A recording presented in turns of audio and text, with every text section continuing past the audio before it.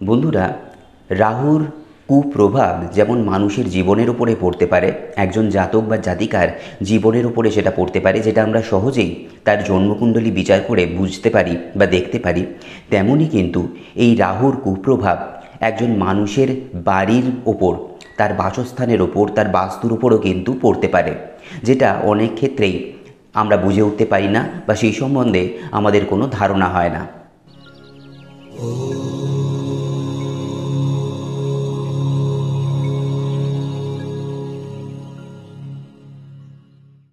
নমস্কার বন্ধুরা, আমি অ্যাস্ট্রোলজার শ্রী সৌমেন। আপনাদের সবাইকে আমার এই চ্যানেল টাচ অফ ডিভাইনে স্বাগত।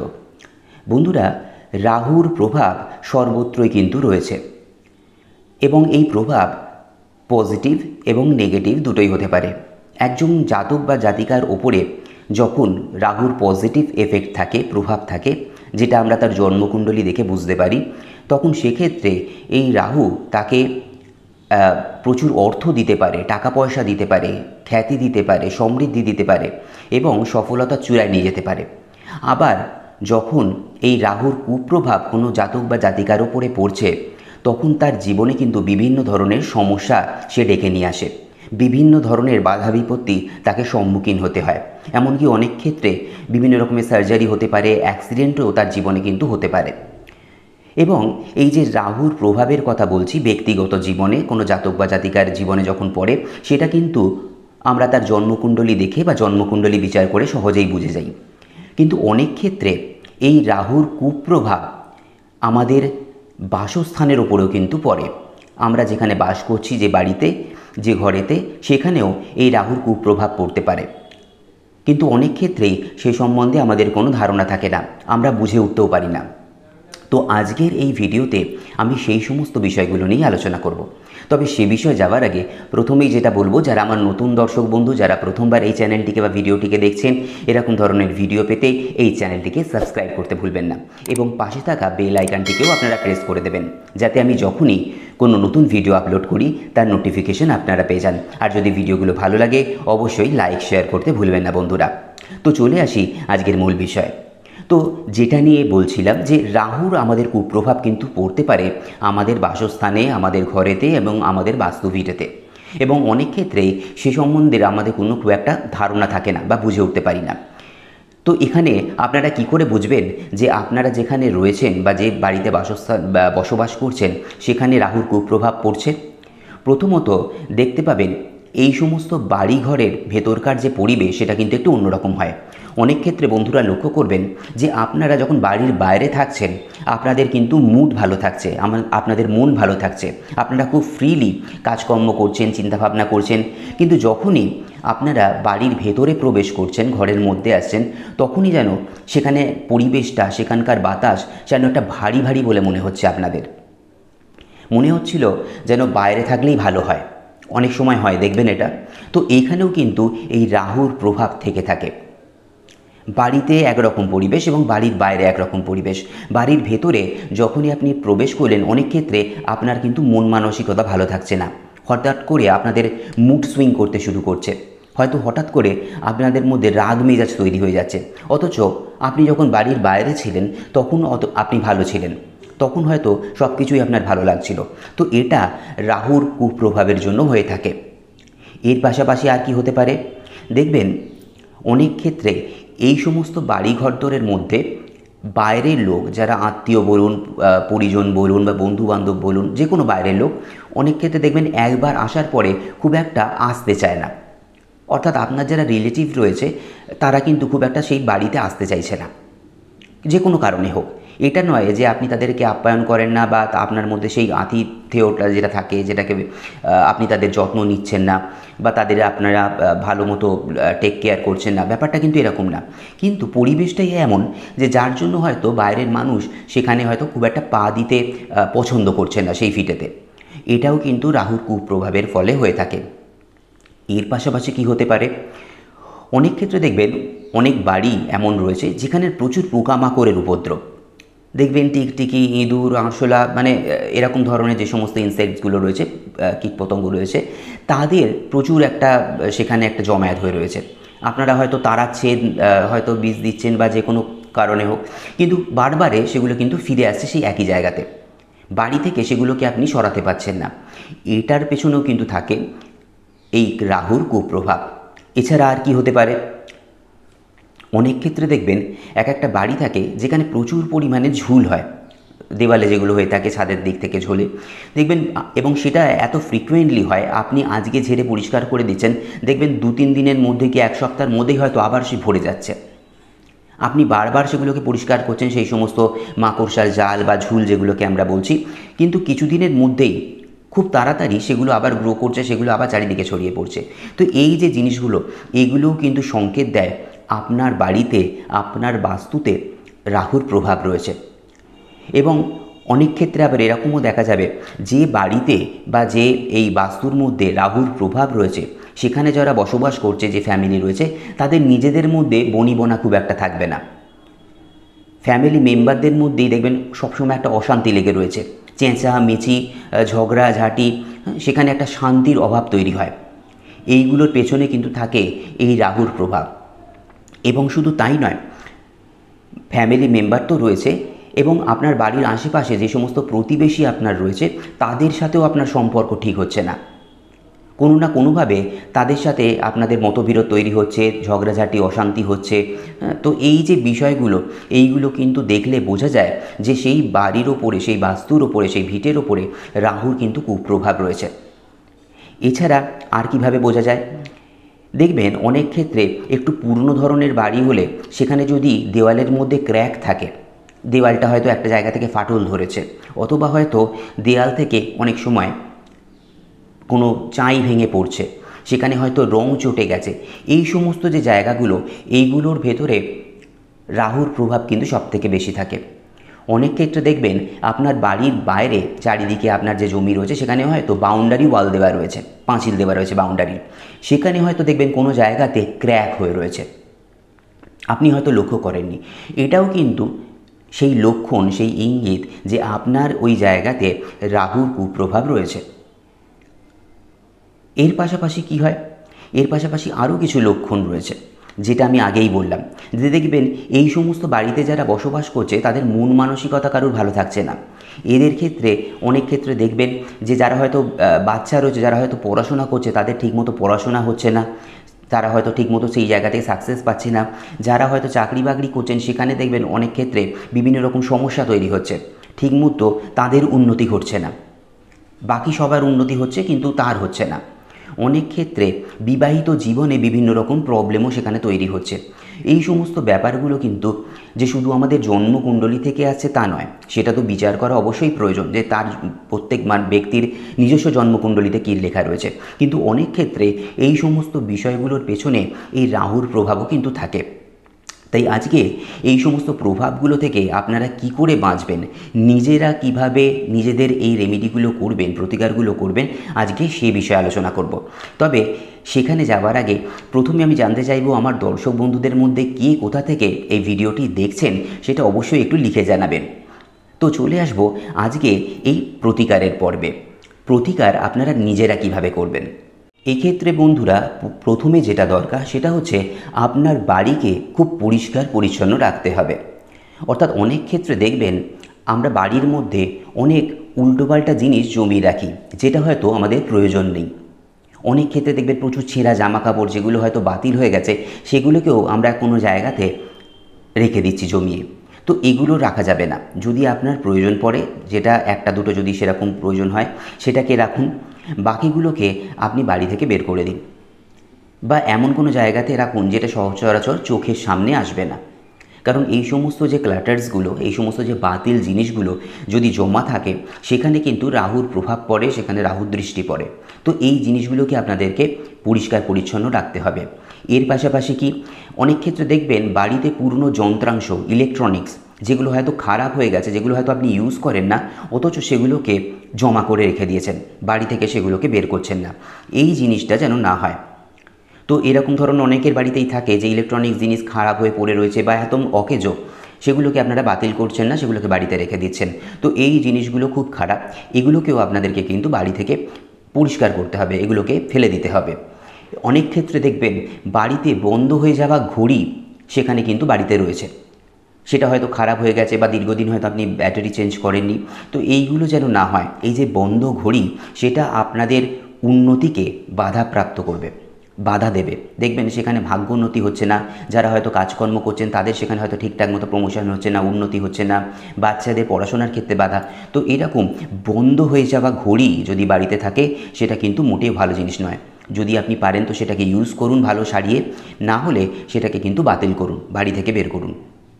এর পাশাপাশি কি করতে হয়, আমাদের যে টয়লেট সেখানে কিন্তু রাহুর যথেষ্ট প্রভাব থাকে।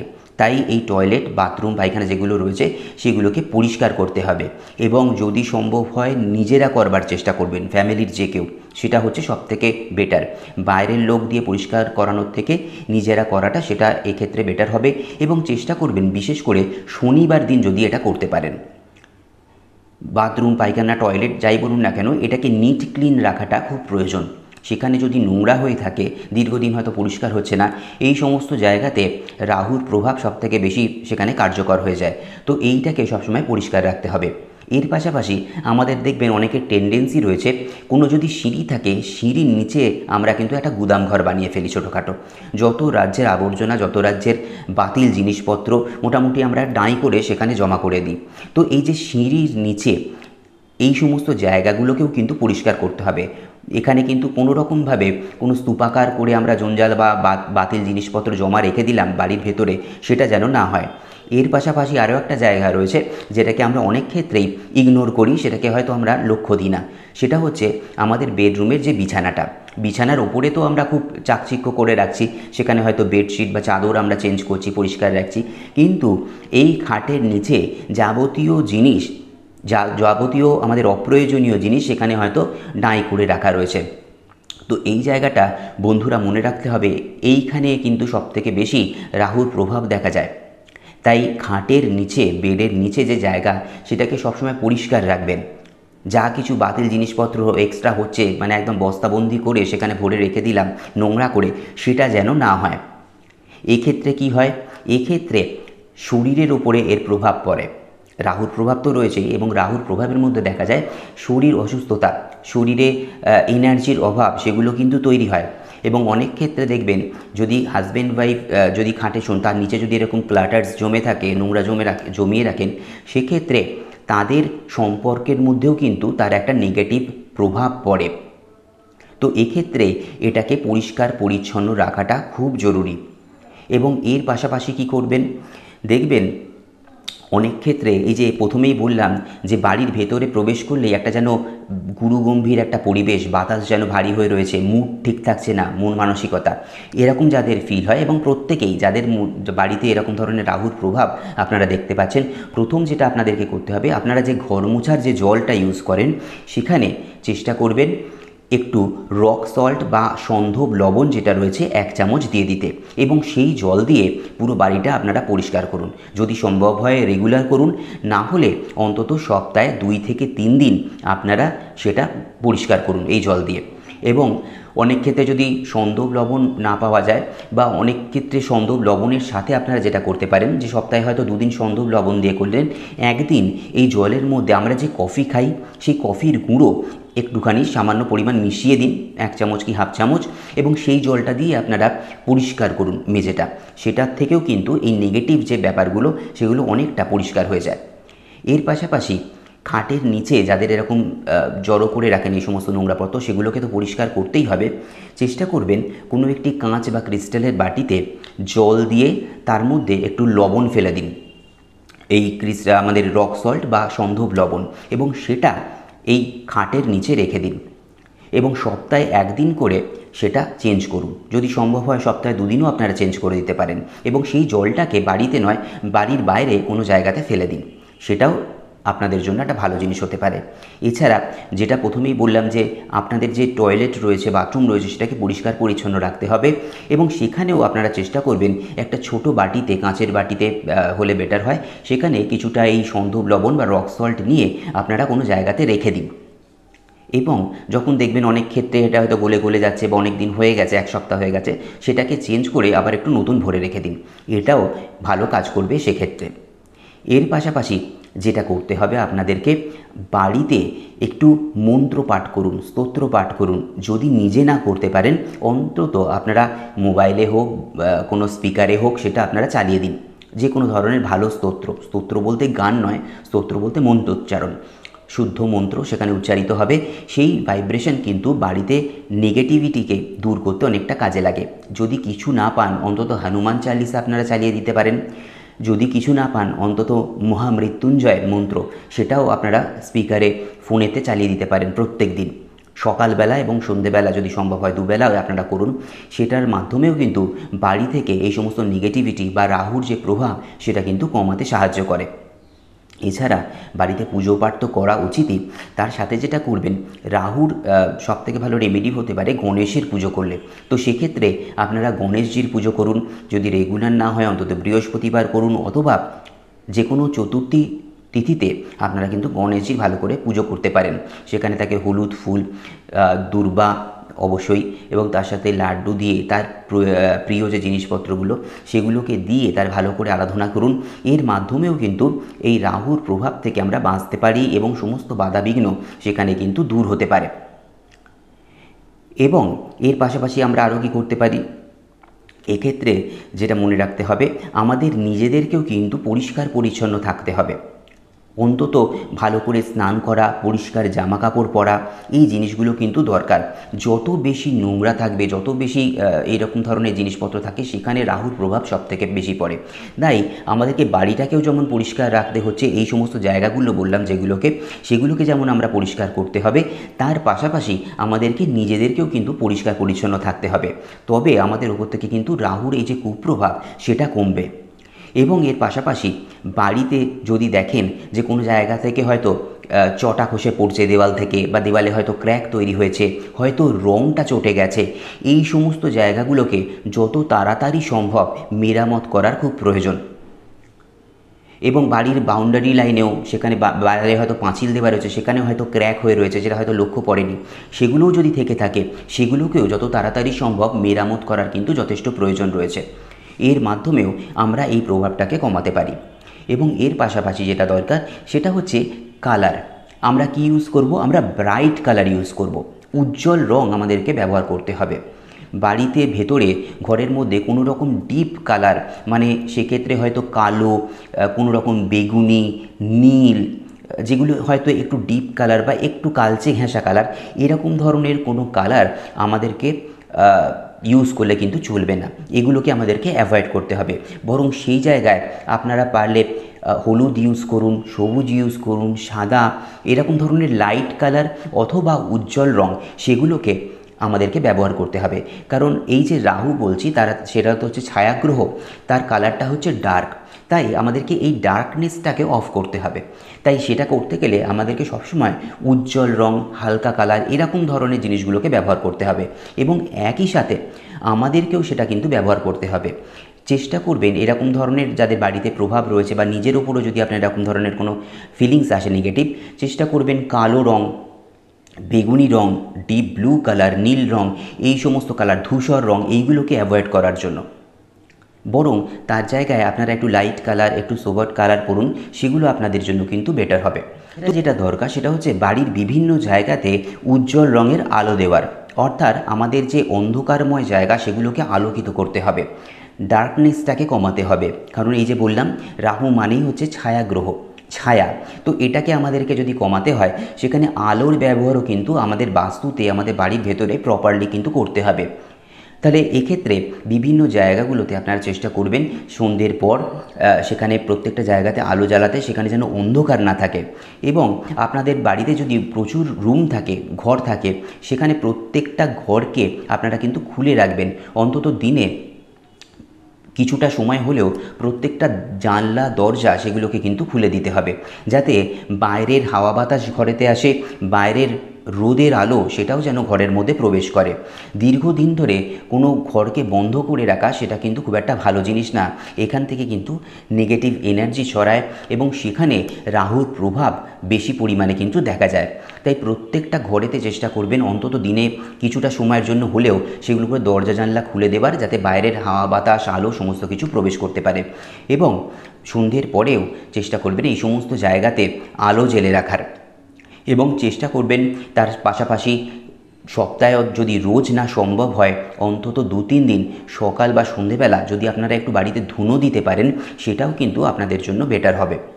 প্রত্যেকটা ঘরেতে, আপনাদের ঠাকুর ঘরে যেমন আপনারা ঠাকুরের কাছে দেখাচ্ছেন সেই ধূপ ধুনো, সেরকম প্রত্যেকটা ঘরেতে এই জিনিসটাকে আপনাদেরকে নিয়ে যেতে হবে। সেইখানে তার যে সুগন্ধ সেটাকেও কিন্তু ছড়িয়ে দিতে হবে।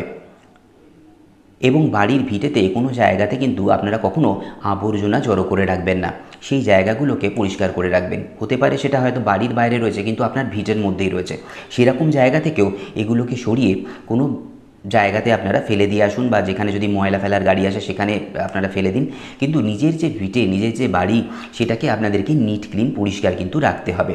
তাহলেই দেখবেন আপনাদের এই যে ভিটে থেকে বা আপনাদের বাড়ি থেকে রাহুর যে কুপ্রভাব সেটা কিন্তু ধীরে ধীরে কমতে শুরু করেছে, এবং দেখবেন আপনাদের যারা পরিবারের মানুষজন রয়েছে তাদের মন মানসিকতাও ধীরে ধীরে ঠিক হতে শুরু করেছে, এবং সেখানে নিজেদের মধ্যে আন্ডারস্ট্যান্ডিংয়ের যে জায়গা, আপনাদের মধ্যে যে মেলামেশাটা সেটাও কিন্তু বেটার হচ্ছে। এবং শুধু তাই না, আপনাদের পরিবার পরিজন, বাইরের যারা মানুষজন রয়েছে, বন্ধুবান্ধব, প্রতিবেশী, প্রত্যেকের সাথে দেখবেন আপনাদের যে সম্পর্ক সেটাও কিন্তু ধীরে ধীরে ঠিক হতে শুরু করেছে। কারণ এইগুলো করলে, আমরা যদি এগুলো একটু মেনটেন করি, তাহলে সেক্ষেত্রে রাহুর যে কুপ্রভাব সেটা আমাদের জীবন থেকে, আমাদের বাড়ি থেকে, বাস্তু থেকে কিন্তু ধীরে ধীরে কমতে শুরু করে। তো বন্ধুরা, আপনারা এগুলো করে দেখুন, আমি আশা করছি নিশ্চয়ই আপনারা এখান থেকে কিন্তু একটা পজিটিভ রেজাল্ট পাবেন, ভালো রেজাল্ট পাবেন। তো এই গেল আজকের ভিডিওগুলো যদি ভালো লাগে লাইক শেয়ার করতে ভুলবেন না, এবং দেখা হবে আপনাদের সাথে পরবর্তী ভিডিওতে। তো সবাই ভালো থাকুন, সুস্থ থাকুন, নমস্কার।